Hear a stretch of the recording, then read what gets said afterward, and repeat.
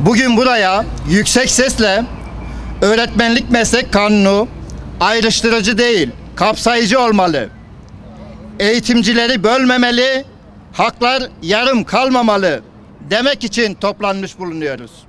Uzun yıllar ihtiyaç haline gelen ve yıllarca talep ettiğimiz öğretmenlik meslek kanunu nihayet bundan 2 yıl önce çıkarılmıştı. Ancak ne yazık ki çıkarılan kanun bütün uyarılarımıza rağmen ihtiyacı karşılayacak şekilde düzenlenmemiş, daha ilk uygulamasında yetersizliği ortaya çıkmıştı.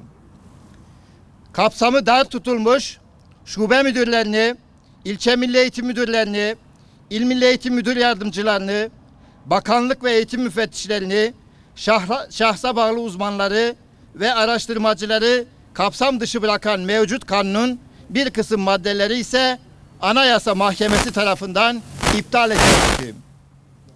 Bugünlerde yetersizliğe açık ve iptal edilen maddeleriyle uygulama şansı kalmayan kanunun yeniden düzenlenmesi ve bu sefer kapsamı geniş, şiddetli yaptırım içeren ve eğitimcilerin tamamını memnun edecek bir kanun tasarısı Türkiye Büyük Millet Meclisi gündemine gelsin istiyoruz. Adalet kamuya hakim olmalı. Kıymetli basın mensupları, ülkemizin kamu personel sistemi, kamu politikasının belirlenmesi, yürütülmesi ve düzenlenmesi konusunda şef, şube müdürü, daire başkanı, genel müdür şeklinde hiyerarşik sıralanan yönetim hizmetleri kadro grubu şekilde tasarlanmıştır. Nitekim kariyer uzmanlığından şef ve daha üstü kadrolara uzanan bir mesleki kariyer ve görevde yükselme silsilesi kurgulanmıştır. Ancak yönetim hizmetleri kadro grubuna görev, yetki ve sorumlulukların genişliğiyle uyumlu olmayacak şekilde sınırlı özlük hakları ve yetkileri verilmiştir. Hiyerarşik olarak kendilerine bağlı ve yönetim, karar alma, uygulamaya koyma, hesap verme sorumluluğu bulunmayan diğer kamu görevlerinin de daha çok farklılaştırılmamış bir seviyede özlük haklarının da verildiği görülmektedir. Mevcut öğretmenlik meslek kanununda kanunun kapsamı yönüyle düğme baştan yanlış iliklenmiş uzman öğretmenlik ve baş öğretmenlik unvanları eğitim öğretiminin içerisinde bilfiil bulunan ve çoğunlukla da öğretmenlik unvanını kazanılmış hak olarak uhdesinde bulunduran şube müdürleriyle dengi ve üstü kadrolarda bulunanlar fiilen öğretmenlik yapmadıkları ve genel idare hizmetleri sınıfına dahil olmaları gibi gerekçelerle kariyer basamakları sınavına girmelerine dahi imkan tanınmamıştır. İşte bugün burada toplanmamızın, hep birlikte ses vermemizin, ortak iradeyle söz söylememizin nedeni eğitim yönetiminin yükünü omuzlayan, sorunları sıtlayan milli eğitim uzmanı, bakanlık müfettişi, il milli eğitim müdürü ve yardımcısı, ilçe milli eğitim müdürü, araştırmacı, şube müdürü, eğitim müfettişi, eğitim müfettiş yardımcısı, eğitim uzmanı kadrolarında görev yapanlardan aranan hizmet süresini tamamlayanlara da uzman öğretmenlik, baş öğretmenlik unvanına dayalı hakların tanınmamasını protesto etmek. Öğretmenlik meslek kanunu tasarısında bu konudaki değişiklik talebini ve ihtiyacını haykırmaktır. Duy meclis duy, duy sesimizi.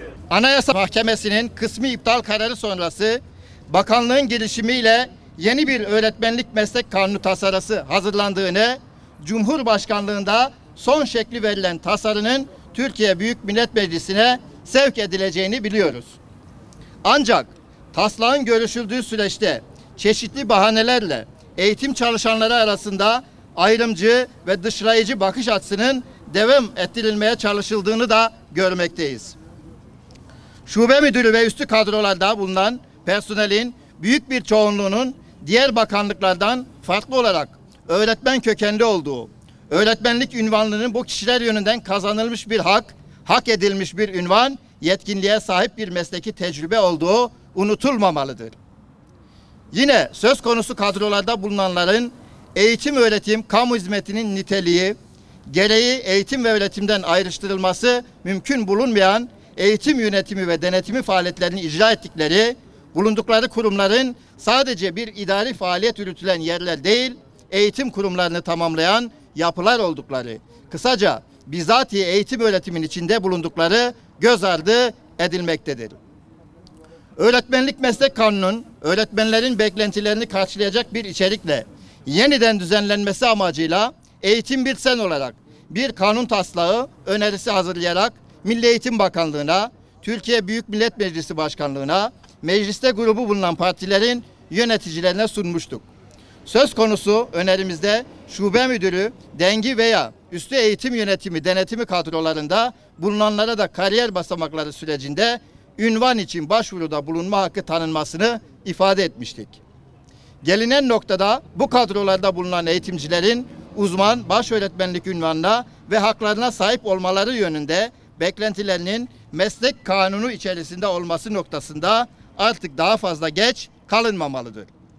Biz meslek kanununda bütün eğitim çalışanlarının statü ve ünvan farkı gözetilmeksizin aynı haklara erişimlerinin mümkün hale getirilmesini, özlük haklarının tanımlanmasını ve geliştirilmesini istiyoruz. Ver meclis ver, ver hakkımızı.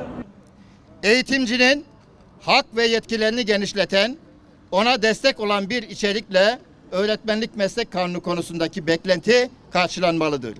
Eğitim Bir Sen'in bu hususlar temelinde katkı ve destek sunacağını bu vesileyle bir kez daha temin ve teyit ediyoruz.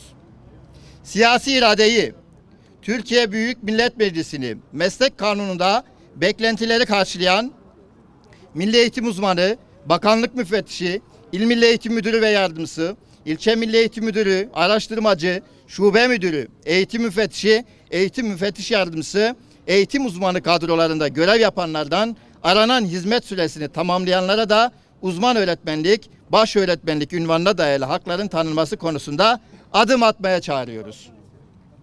Bu vesileyle öğretmenlik meslek kanunu ve gündemimizde ve takibimizde olan bazı konuları özetleyerek yüksek sesle diyoruz ki, öğretmenlik meslek kanunu ekonomik krize kurban edilmemelidir.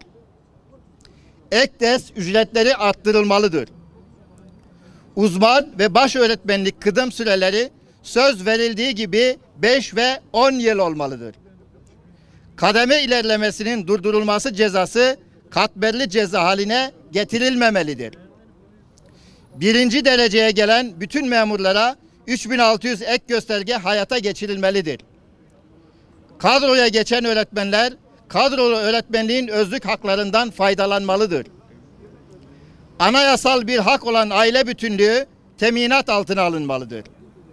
Sözleşmeli öğretmenlik ve öğretmen alımında mülakat kaldırılmalıdır.